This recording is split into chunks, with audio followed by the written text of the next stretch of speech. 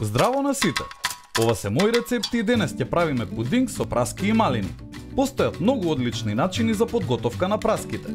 Ставете ги во сладки десерти или пак сервирајте ги во салати со парма шунка.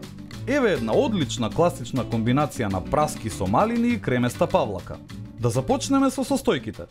Ќе ви треба 4 праски, 2 супени лажици ванилин шеќер, 1 чаша црвено вино, вода за да ги потопите праските, 100 грама малини, 1 супена лажица нишесте, 10 супени лажици павлака и шеќер во прав за сервирање.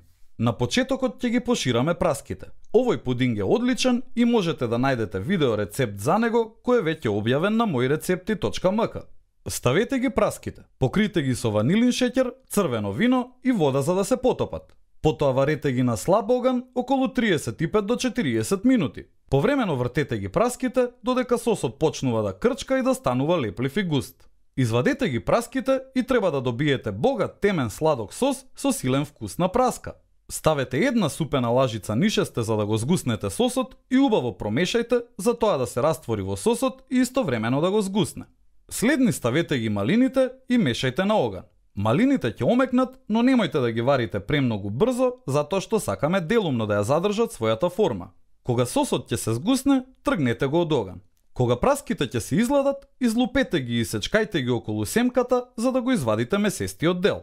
Земете изладена чаша или сад за пудинг и почнете да го редите пудингот на слоеви. Прво ставете слојот згуснатата смеса со малините, потоа неколку парчиња поширани праски, на крај покрите ги со павлака. Ставете го пудингот во фрижидер 1 час да се излади и отстои пред да го сервирате. Време е за сервирање. Извадете го пудингот од фрижидер, украсете го со малини и попрскајте го со шеќер во прав.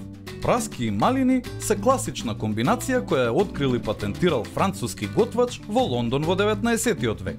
Можете да се обидете да ги спремите на многу различни начини, а ова е едноставен пудинг кој можете да го направите летово.